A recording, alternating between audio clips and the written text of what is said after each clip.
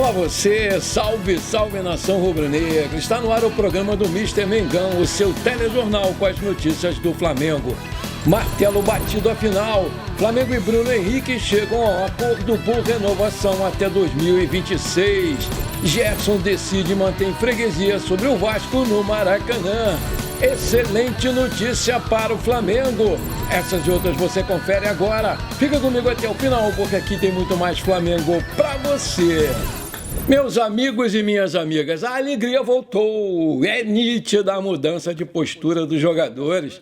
Olha só minha cara de felicidade de novo. Num jogo bastante disputado e equilibrado, o Mengão venceu o Vasco por 1-0 com um belo gol do Gerson aos 30 minutos do segundo tempo. Como já era de se esperar, o jogo começou pegado, com chances para os dois lados.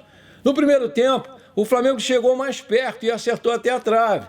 Mas o Vasco também respondeu com boas oportunidades de gol. O Vasco jogava fechado, mas de igual para igual contra o Flamengo, explorando sempre os contra-ataques. Mas no segundo tempo, o Mengão conseguiu furar a defesa do Vascão com o Gerson, que aproveitou bem um rebote num bom cruzamento do Gabigol. A bola bateu e sobrou para o Gerson, que meteu lá no cantão. Garantiu aí o seu 5º gol na temporada e a vitória do Flamengo. Vale destacar que a bola ainda resvalou no zagueiro do Vasco e enganou o bom goleiro Léo Jardim. O Vasco ainda tentou responder, mas abusou nos cruzamentos sem conseguir achar lá o Verratti, que vale lembrar, aos 21 minutos do segundo tempo, quando ainda estava 0-0 o jogo, numa cabeçada sensacional, ele quase abriu um marcador, se não fosse a defesaça do Rossi, que espalmou a bola colocando para escanteio com a pontinha do dedo. A partir do seu gol, o Flamengo passou a administrar o jogo e deu uma recuada e, por isso, viu o Vasco crescer. O Tite, vendo isso, fez substituições. Colocou Luiz Araújo, colocou Cebolinha, Everton Ribeiro e o Gabigol. E o Flamengo conseguiu o que queria. Os 3 pontos que deixaram o time com 50 pontos na tabela, ainda em terceiro lugar, porque infelizmente o Bragantino venceu o Fluminense de 1-0 e se manteve na liderança. O Arrascaeta foi eleito pela torcida e pelos comentaristas da Globo como o melhor em campo, mas o meu voto, sinceramente, vai para o Fabrício Bruno, que jogou demais, jogou um partidaço. O meio uruguai, ameaçou bastante o time do Vasco, com uma cobrança de falta sensacional que bateu no pé da trave do goleiro Léo Jardim e com finalizações perigosas, além de ter organizado muito bem o meio de campo do Flamengo. Entrevistado depois do jogo, para receber o seu troféu, ele disse que o time está no caminho certo e que a meta não é só por uma vaga direta na Libertadores, não. E sim, brigar também para ser campeão brasileiro, porque ainda faltam 10 rodadas, 30 pontos e o futebol, como todo mundo sabe, é imprevisível.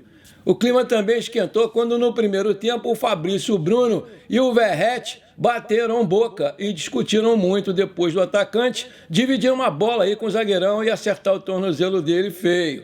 Depois do jogo, ficou tudo certo entre eles, que se cumprimentaram e fizeram as pazes. É isso aí, pra que brigar? Vamos fazer as pazes. Vamos lá, jogador por jogador, vamos ver o que eu achei. O Rossi fez uma defesaça numa cabeçada espetacular do centroavante Verratti quando o jogo estava 0-0. Ele mostrou muita segurança e o que foi melhor, dessa vez não soltou bola e teve uma atuação sensacional, muito segura. Por isso, foi escolhido por enquete lançada no Twitter do Flamengo como o melhor jogador da partida. Eu dou para ele nota 9. Wesley, garoto, fez uma boa partida com muita personalidade, sofreu bastante lá com aquele lateral esquerdo Piton no seu lado, mas mostrou muita disposição para participar da marcação e salvou um gol certo no final do jogo, cortando de cabeça uma bola que tinha endereço certo.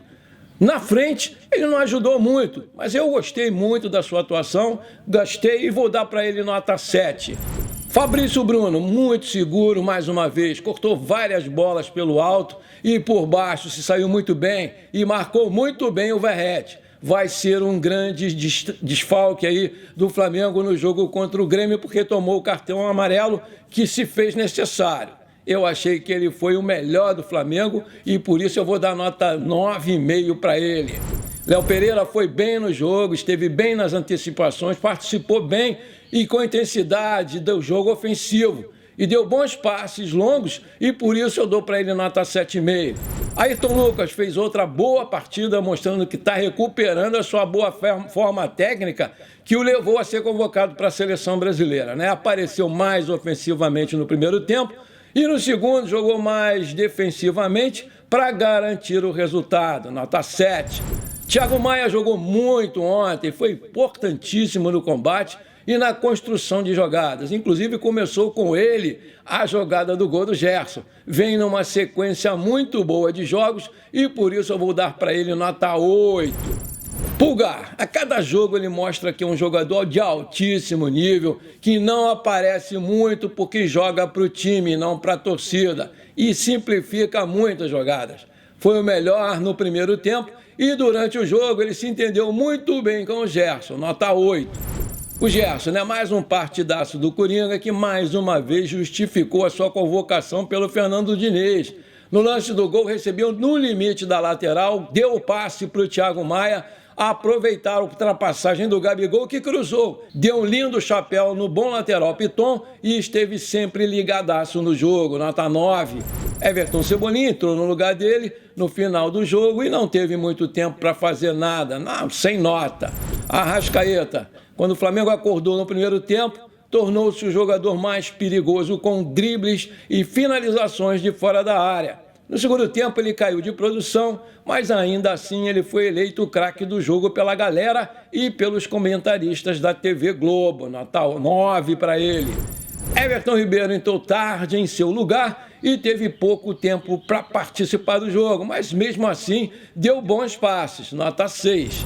O Pedro, muito marcado, não teve mobilidade, não finalizou nenhuma vez e teve uma atuação muito discreta, mas ajudou em bolas aéreas na defesa, nota 6. Gabigol entrou no lugar do Pedro aos 18 do segundo tempo, se movimentou bem e fez uma boa passagem no tempo certo para cruzar a bola para o meio da área no lance do gol do Gerson. Ele conseguiu ter mobilidade pelo lado esquerdo, onde não costumava jogar. Isso aí já tem o dedo do nosso querido Tite. Nota 6. Bruno Henrique, outro que foi muito bem marcado e por isso, mais uma vez, não fez uma boa partida. Não conseguiu dar sequência às jogadas e também não levou a melhor nos duelos contra o lateral direito Paulo Henrique. Nota 5. Luiz Araújo entrou no lugar dele aos 27 minutos do segundo tempo e demonstrou muita raça, velocidade e bons dribles. Já vem merecendo ter mais minutos em campo, hein, Tite? Olho nele, nota 7. Tite mexeu no momento certo e nas peças certas porque o Bruno Henrique e o Pedro não faziam um bom jogo. E o Luiz Araújo e o Gabigol entraram muito bem e deram mais mobilidade ao ataque do Mengão quando o Vasco estava crescendo no jogo em busca do empate. Ele é um treinador experiente e diferenciado, porque a todo momento ele orienta os seus jogadores e os incentiva a jogar cada vez melhor. Ele estreou muito bem diante da torcida rubro-negra com mais uma vitória e para mais de 69 mil presentes que fizeram um espetáculo à parte. Muito lindo, com 50% de cada torcida para cada lado, né? E por tudo isso, eu dou para ele nota 9 e fico me perguntando por que a gente ficou tanto tempo com aquela múmia do Sampaoli? A resposta vem logo correndo por pura teimosia e estupidez do presidente Rodolfo Landim, que acreditava numa melhora daquele careca desagregador. Eu tenho certeza que se o Tite já estivesse no comando do Flamengo há um tempo atrás, a gente estaria brigando aí pau a pau com o Botafogo por esse título. Meus amigos e minhas amigas, como eu já previa no meu programa de ontem, o Vasco tem um bom time, não vai cair, eu tenho certeza, e faria uma boa partida de igual para igual com a gente. O jogo poderia ter sido 1-0 para ele se não fosse aquela defesaça do Rossi, quando a partida ainda estava 0-0, uma cabeçada sensacional lá do conterrâneo dele, o Verratti. Mas a jogada do gol do Flamengo, vamos combinar, foi muito bonita, muito bem construída, com toques rápidos e com uma conclusão maravilhosa do Coringa, que a cada dia vem jogando mais e mais, e dá-lhe Coringa. Eu fiquei muito feliz pela nossa vitória segunda, consecutiva, sem tomar gols, mas triste e preocupado aí com a perda do Fabrício Bruno para o jogo contra o Grêmio na próxima quarta-feira lá no Sul, por ter tomado aí o terceiro amarelo, mas por outro lado o Grêmio também vai ter um desfalque importante, O Luizito Soares também não vai jogar porque levou o terceiro cartão amarelo e o Grêmio está aí embaixo, está caindo.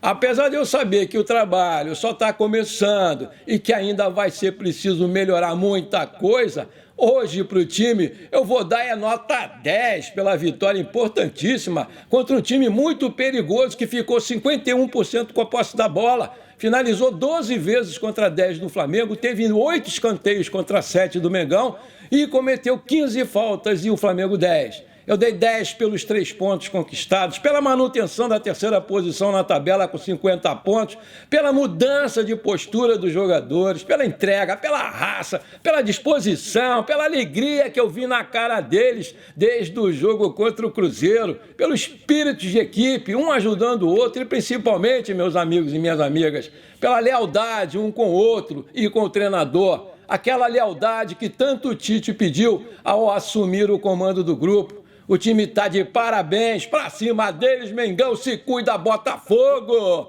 Aí eu te pergunto, que nota você dá pra atuação do nosso Mengão ontem? Coloca aí! Maravilha, se você tá curtindo o nosso programa, então não esquece, manda brasa agora no like pra fortalecer o nosso canal. E se você ainda não é inscrito, vamos lá, me dá essa moral, aperta o botão inscrever-se, aperta o sininho ali e pronto, simples assim. Muito obrigado por você estar sempre aqui comigo. Valeu, tamo juntos. Manchete, excelente notícia. Braz recebe novo contrato e tudo deve ser resolvido com Everton Ribeiro essa semana. O Flamengo e o Everton Ribeiro chegaram a um acordo para renovação até dezembro de 2024. Segundo apurou a reportagem do jornal Lance, o jogador e o clube devem assinar um novo contrato nessa semana, com uma pequena redução salarial e um contrato por mais uma temporada. O clube ainda não confirma de forma oficial, mas fontes ligadas ao jogador garantem a permanência dele para a próxima temporada no Flamengo. O meia de 34 anos recebeu sondagens de alguns clubes brasileiros, mas optou por ficar no Flamengo, seu time do coração. A chegada do Tite foi crucial para sua permanência, uma vez que o novo treinador gosta muito do seu futebol e conta muito com ele para 2024. Com a sua família adaptada ao Rio de Janeiro, uma saída é muito improvável. O Everton Ribeiro entende com naturalidade o atual status de reserva e, apesar disso, quer ter um papel de liderança como exerceu o Diego Ribas em outros tempos. Ele sempre priorizou o clube, mesmo com sondagens do São Paulo, Internacional, Corinthians, Grêmio, Cruzeiro e até o Fluminense. Aí eu te pergunto, você acha mesmo que o Everton Ribeiro tinha que ficar no Flamengo? Coloca aí. Manchete, martelo batido à final. Flamengo e Bruno Henrique chegam a um acordo para renovação até 2026. Segundo o portal GE.com, o Bruno Henrique e o Flamengo chegaram a um acordo nesse domingo e a renovação por 3 anos vai ser assinada nos próximos dias. Os empresários do jogador Denis, Ricardo e Wellington Paulo chegam ao Rio de Janeiro no início da semana para firmar um novo vínculo. Depois de longas rodadas de negociação, diferenças foram superadas e o desejo mútuo pela continuidade prevaleceu. O novo contrato do Bruno Henrique vai ser válido até dezembro de 2026. Havia uma divergência em relação ao tempo. Inicialmente, o Flamengo ofereceu 1 ano, depois subiu para 2, mas na última semana as partes chegaram a um acordo pelos 3 anos de contrato e o Bruno Henrique e seus representantes desejavam muito fechar com o Flamengo. É um contrato de atingir metas pré-estabelecidas para o 3º ano, renova automaticamente. O Bruno Henrique recebeu propostas mais vantajosas financeiramente, principalmente aí do Palmeiras e também em relação ao tempo de contrato, mas nunca escondeu que o seu desejo era mesmo de ficar no Mengão. O Bruno preferiu o Flamengo não apenas pela identificação criada com o clube, mas também pelo desejo de conquistar o Mundial de Clubes, único título que lhe falta dentro do clube. Um dos maiores ídolos da história do Flamengo e dos mais queridos pela torcida rubro-negra dentro da atual geração, o mineiro Bruno Henrique chegou à Gávea em 2019. São 215 jogos, 86 gols, 11 títulos conquistados. Ganhou 2 Libertadores, 2 Brasileiros, Copa do Brasil, Recopa Sul-Americana, 2 Supercopas do Brasil e 3 campeonatos estaduais. Hoje o Bruno Henrique ganha R$ 1.300.000 por mês de salário e sabe-se que ele vai ter um bom reajuste salarial, mas ainda não foi divulgado esse valor. Aí eu te pergunto, você acha que o Flamengo agiu certo em manter o Bruno Henrique na Gávea? Coloca aí! Antes de terminar o nosso programa de hoje, conforme eu prometi, eu quero mandar aquele abraço para a galera que me pediu, que está sempre aqui comigo. Bora lá! Alô, meu amigo Ulisses dos Santos. Alô, flamenguistas de Penedo, em Alagoas. Aquele abração para vocês, meus queridos. Alô, meu amigo William Charles, da família Pacheco. Alô, flamenguistas aí de Belém do Pará. Aquele abração para vocês, meus queridos. Alô, meu amigo Luiz Farias Batista, gente boa, tá sempre aqui comigo. Alô, flamenguistas de Arapiraca, em Alagoas. Aquele abração para vocês, meus queridos. Alô, meu garoto José Paulo de Almeida, outro gente fina, tá sempre aqui comentando. Aquele abração para você, meu querido. Tamo juntos! Bom, por enquanto foi isso. Eu espero que você tenha gostado do nosso programa. Não esqueça de deixar aquele like maneiro, de comentar e principalmente de compartilhar com seus amigos e parentes flamenguistas, porque isso aí com certeza vai nos ajudar demais a crescer o canal no YouTube. Um forte abraço para você que ficou comigo até aqui. Muito obrigado. Pra cima deles, Mengão, e parabéns pela vitória em cima do Bacalhau.